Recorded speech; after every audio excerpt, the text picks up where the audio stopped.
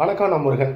அதானியை ஏன் இன்னும் enforce department மற்றும் மத்திய அரசு கைது செய்யலை, இந்திய அரசு கைது செய்யலை அப்படிங்கிறத சுருக்கமாக பார்க்கலாம். ஊழல் வழக்கில் டெல்லி துணை முதலமைச்சர் மணீஷ் சிசோடியா அவர்களையும் முதலமைச்சர் அரவிந்த் கெஜ்ரிவால் அவர்களையும் கைது செய்த என்ஃபோர்ஸ் டிபார்ட்மெண்ட் ஏன் இன்னும் ஊழல் வழக்கில் இன்னும் அதானியை கைது செய்யலை? காரணம் என்னன்னு கேட்டிங்கன்னா, மோடி, அமித்ஷா அதுதான் காரணம். ஊழல் வழக்கில் டெல்லி துணை முதலமைச்சர் மணீஷ் சிசோடியா அவர்கள் 1.5 வருஷம் சிறையில் இருந்திருக்கிறாரு. அதே போல் டெல்லி முதலமைச்சர் அரவிந்த் கெஜ்ரிவால் அவர்கள் 6 மாதம் சிறையில் இருந்திருக்கிறாரு. அதன் பிறகு அவர்களுக்கு ஜாமீன் வழங்கப்பட்டது. இந்த முதலமைச்சர் துணை முதலமைச்சருடைய வழக்கில், ஊழல் வழக்கில் நேரடியாக ரெய்டு நடத்தப்பட்டு பணம் கைப்பற்றப்பட்டது அப்படின்னு பார்த்தீங்கன்னா, அப்படி பணம் எதுவும் கைப்பற்றவில்லை.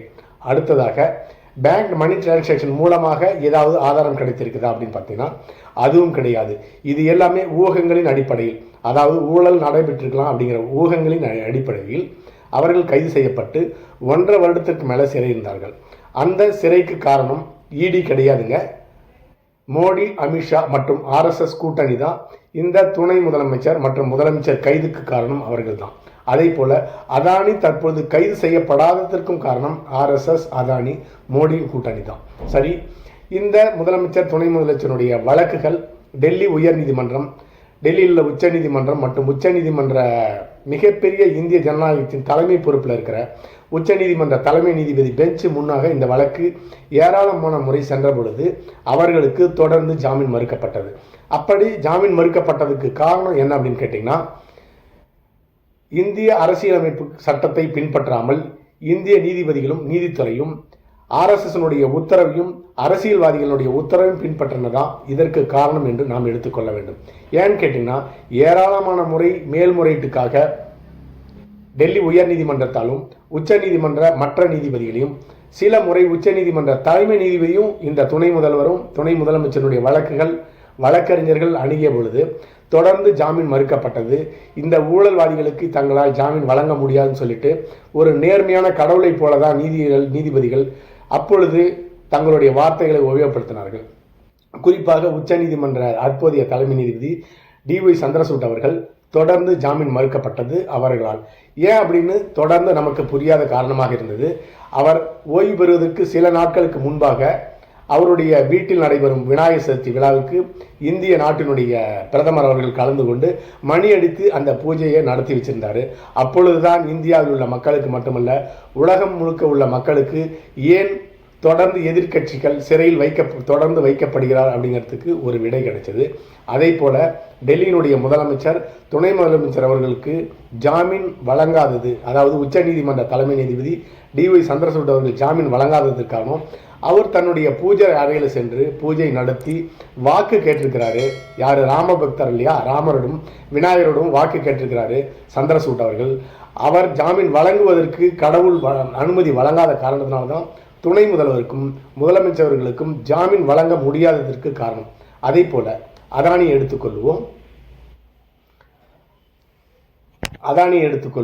அதானி தனக்காக பணம் சேர்ப்பவர்கள, மோடிக்காகவும் ஆர்எஸ்எஸ்க்காகவும் பணம் சேர்க்கக்கூடிய ஒரு குற்றவாளி. இந்தியர்களுடைய பணத்தை கொண்டு அல்லது கருப்பு பணத்தை கொண்டு பணம் திரட்டி ஆர்எஸ்எஸ்க்காக கொடுக்கக்கூடிய ஒரு இடைத்தரகர் தான் அதானி அவர்கள்.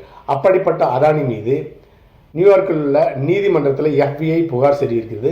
அமெரிக்க மக்களுடைய பங்கு சந்தையிலிருந்து 16,000 ரூபாய் பெறப்பட்டு அந்த பணத்தில் 16,000 கோடி ரூபாயில் 2,200 கோடி ரூபாய் லஞ்சமாக இந்திய அரசியல்வாதிக்கு வழங்கப்பட்டிருக்கிறது. அதாவது சோலார் பவர் எனர்ஜியை வாங்கிறதுக்கு இவங்க லஞ்சம் கொடுத்து வாங்க வச்சிருக்காங்கன்னு சொல்லிட்டு அவருடைய உறவினர் கைது செய்யப்பட்டிருக்கிறார். கடந்த ஜூன் மாதம் 23ஆம் தேதி அமெரிக்காவிலிருந்து கைது செய்திருக்காங்க. அவருடைய செல்போனிலிருந்து செல்போன் உரையாடல்கள் கைப்பற்றப்பட்டு அனைத்து ஆதாரமும் சரி என நிரூபிக்கப்பட்ட பிறகு 1 வருடம் கழித்து அமெரிக்க நீதிமன்றத்தால் அதானிக்கு கைது வாரண்ட் பிறப்பிக்கப்பட்டிருக்கிறது. ஆனால் அதானி இந்தியாவில் இருக்கிறாரு, இந்திய பிரஜை, இந்தியாவை எதிர்த்து கைது செய்ய முடியாது. ஆனால் இந்திய அரசு ஒரு ஊழல் குற்றவாளியை கைது செய்யலாம், அதானியை கைது செய்யலாம், என்ஃபோர்ஸ் டிபார்ட்மெண்ட் கைது செய்யலாம். ஏன் கைது செய்யலை என்று கேட்டால், மோடி ஆர்எஸ்எஸ்னுடைய அழுத்தம், அமித்ஷாவுடைய அழுத்தத்தின் காரணமாக, அவர்களிடமிருந்து உத்தரவு வராததன் காரணமாகத்தான் என்ஃபோர்ஸ் டிபார்ட்மெண்ட் கைது செய்யவில்லை. இப்பொழுது நமக்கு நன்றாக புரிந்திருக்கும், என்ஃபோர்ஸ் டிபார்ட்மெண்ட் என்பது இந்திய மக்களுக்காகவோ அரசுக்காகவோ பணியாற்றக்கூடிய அமைப்பு கிடையாதுங்க. அது ஆர்எஸ்எஸ்க்கும் பாரதிய ஜனதாவுக்கும் பணியாற்றக்கூடிய அமைப்பாக தொடர்ந்து 10 ஆண்டுகளாக செயல்பட்டு வருகிறது. இதற்கு முன்பு இருந்த சிபிஐ அமைப்பு எப்படி செயல்பட்டதுன்னு கேட்டிங்கன்னா, காங்கிரஸுக்காக 1-2 வேலைகளை செய்து கொடுக்கிற ஒரு அமைப்பாக தான் சிபிஐ அமைப்பு செயல்பட்டு கொண்டிருந்தது.